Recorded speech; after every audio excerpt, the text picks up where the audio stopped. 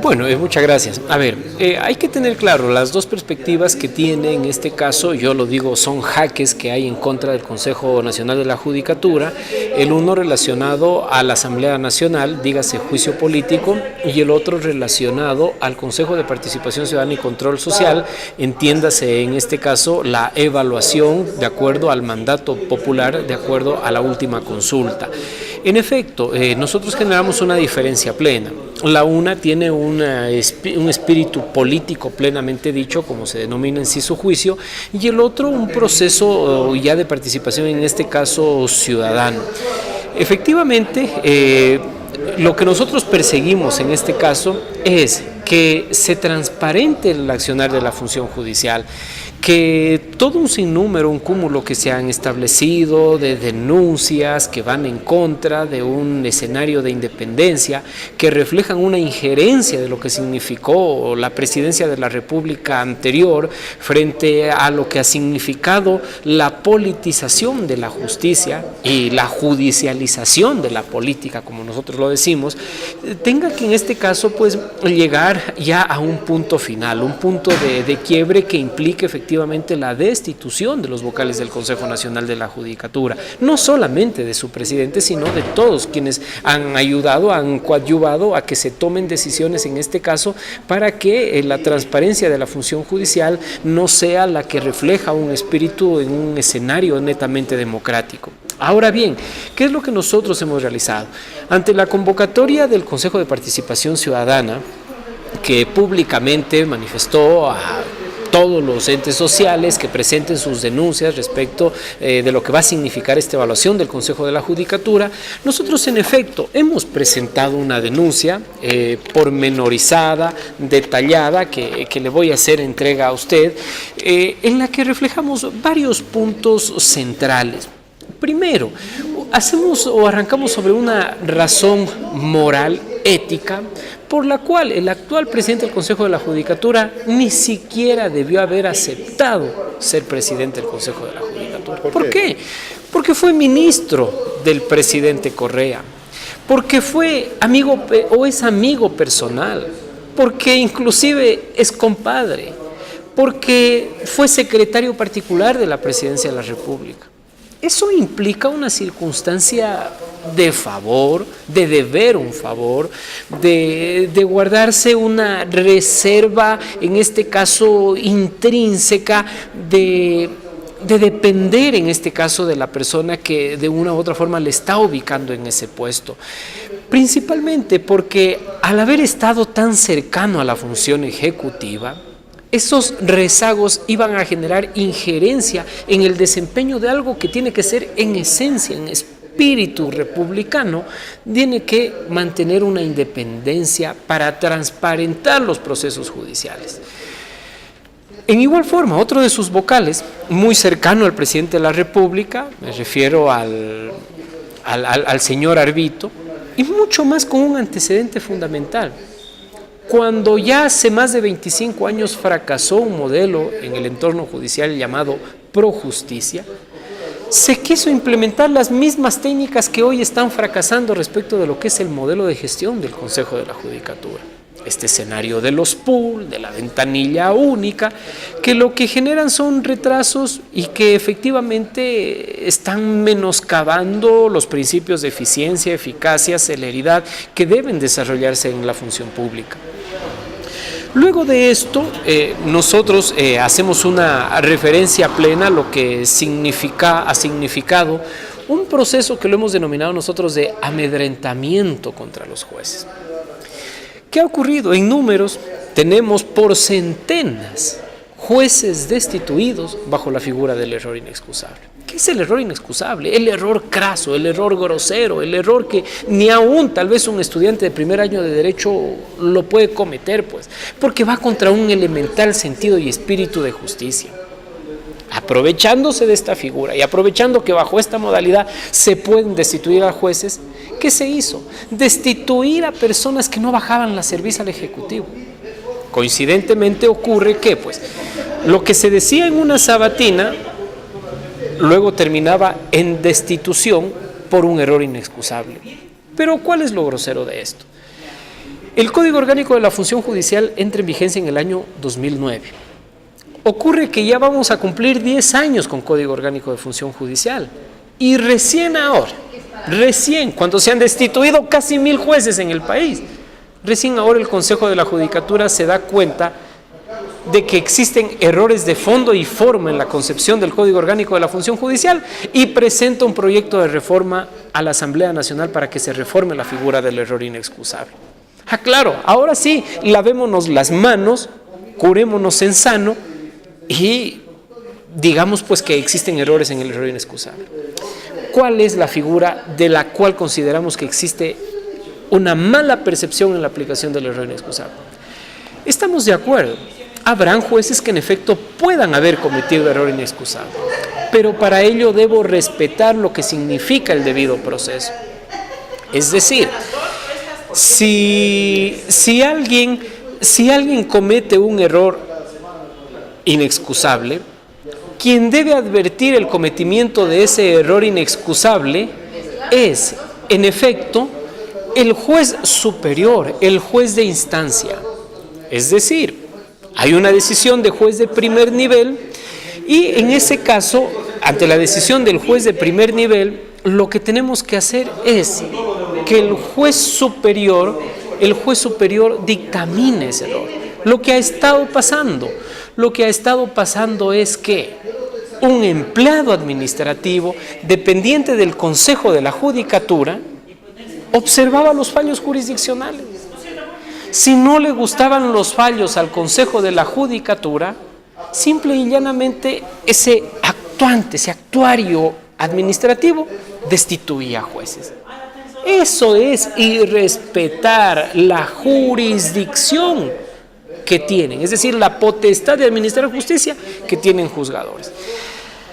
Y en esa figura efectivamente hemos identificado algunos casos que se filtraron ante un periodismo internacional, el portal Perfiles de Opinión, filtró más de una decena de correos que se intercambiaron entre la función ejecutiva y la función judicial, correos que jamás fueron desmentidos, es decir, fueron serios, y que solamente se manejaron en el argumento de que probablemente eran temas de coordinación entre las funciones del Estado. En nuestra perspectiva es absolutamente pueril, hilarante, infantil, el que un presidente del Consejo de la Judicatura diga que esos correos eran coordinación de la función judicial con la función ejecutiva.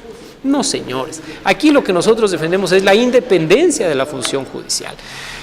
¿Qué hicimos? Tomamos al azar varios de esos correos y corroboramos, constatamos con fallos y sentencias de la Corte Judicial. Y observamos varios casos, los correos con los fallos judiciales. Y tomamos de esos casos rapidísimo un tema como el caso de Carmen Vera. Carmen Vera, una empleada al servicio doméstico de la ex ministra de Justicia del tiempo del correísmo. ¿Qué significaba? El correo electrónico les dice: vean, señores, hablen con los jueces para evitarnos la casación. ¿Qué ocurre más tarde? En este mismo proceso, no sabemos, obviamente ustedes sacarán sus deducciones, pero ocurre que la Sala de Admisión de la Corte Nacional de Justicia inadmite a trámite el recurso de casación. Temas como esos hay varios, que aquí nosotros los estamos exponiendo, que los hemos verificado y contrastado ya con lo que han significado las sentencias y los fallos, resoluciones judiciales, y eso efectivamente llama la atención y ponemos en conocimiento del Pleno del Consejo de Participación Ciudadana Transitorio. Luego hacemos una enumeración de varios casos que se han considerado emblemáticos, que darán lugar inclusive posteriormente a que las cortes internacionales actúen contra el Estado ecuatoriano. Tema de estudiantes, tema de gente que significó protesta social, el tema de representantes líderes gremiales, el tema de profesores, y en fin, una gran particularidad de casos que denotaban que vivíamos en una dictadura disfrazada de democracia, y todo con una venia o con una coincidencial participación de una función judicial obsecuente a las pretensiones de un poder ejecutivo. ¿Por qué la Judicatura debe responder por esto? Porque es el órgano de administración, vigilancia, supervisión y disciplina de esta actuación judicial, y eso es lo que efectivamente repercute, reitero, en la falta de independencia. Esta denuncia hemos presentado ante el Consejo de Participación Ciudadana, hoy ya que este Consejo ha pedido ya las audiencias correspondientes para comprobar los hechos. Vamos a estar allí, pero se suma un hecho adicional. En la ciudad de Foz de Iguazú, Estado de Paraná, República Federativa del Brasil, del 2 al 5 de mayo, se desarrolló el Congreso Anual de la Unión Iberoamericana de Colegios y Agrupaciones de Abogados. En este cónclave internacional hemos presentado la denuncia expuesta ante el Consejo de Participación Ciudadana, hemos ampliado en varios temas de acuerdo a la exposición que rendí en este cónclave internacional, y producto de eso hemos logrado un pronunciamiento internacional de la abogacía iberoamericana, en donde se establecen las consideraciones de lo que esto ha significado, y se establece una resolución plena de respaldo a la abogacía ecuatoriana, a los líderes de la colegiación ecuatoriana respecto del ejercicio profesional de abogados, y se saca a relieve el aspecto de el devolverle la democracia al Estado ecuatoriano. Se rechaza de forma tajante la persecución de la que hemos sido víctima varios representantes de abogados, la gente que ha significado estar en un escenario de oposición frente al anterior régimen, y se hace un llamado, un exhorto a que este Consejo de Participación Ciudadana, como garante de la participación cívica, al menos escuche estas denuncias, permita con el debido proceso que se presenten los elementos de cargo y de descargo, y que se llegue a una conclusión respecto de lo que ha significado este tema álgido en la democracia ecuatoriana. Y producto de ello, efectivamente, el propio presidente de la Unión Iberoamericana ha dirigido carta al presidente del Consejo de Participación Ciudadana y Control Social, en el que solicita audiencia para, junto con los principales directivos de la Federación Nacional de Abogados del Ecuador, esto es el doctor Alfonso Luz Yunes, Paulo Arrobo, Pedro Javier Granja, en sus calidades de presidente, vicepresidente y secretario del Consejo Supremo de la Abogacía Ecuatoriana, podamos comparecer en compañía del presidente de la Unión Iberoamericana y junto a otras personas que se hayan considerado víctimas de la injerencia política en los fallos judiciales, y estar presentes en el Consejo de Participación Ciudadana y, en efecto, sí, presentar nuestros elementos de cargo, generar nuestra exposición respecto de la perspectiva y percepción que tenemos del accionar de la justicia ecuatoriana, y que sea el Consejo de Participación Ciudadana el que tome su decisión. Conocedores, sabemos bien pues que tendrá que ya en los próximos días este Consejo de Participación decidir si se procede o no a la destitución del Consejo Nacional de la Judicatura. Por nuestra parte, como gremio, como colegio, en una pelea en la que hemos estado años.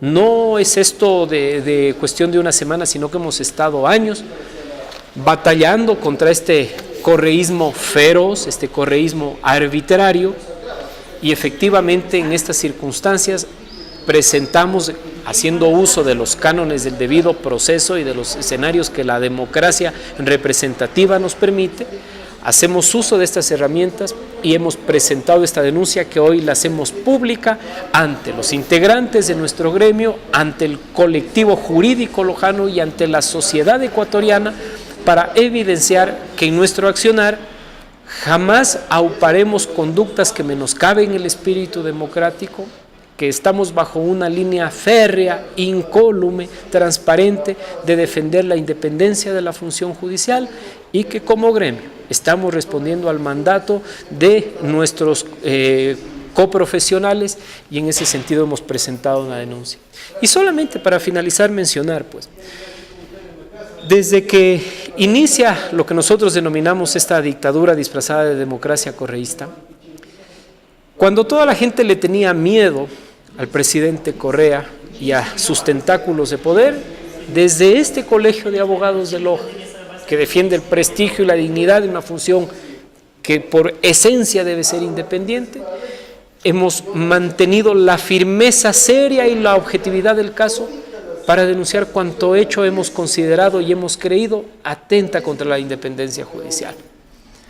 Eso nos conllevó efectivamente a presentar ya una denuncia ante la Comisión Interamericana de Derechos Humanos en Washington, la que más tarde significó que la propia Organización de las Naciones Unidas le genere un llamado de atención al Estado ecuatoriano por la falta de independencia de la función judicial.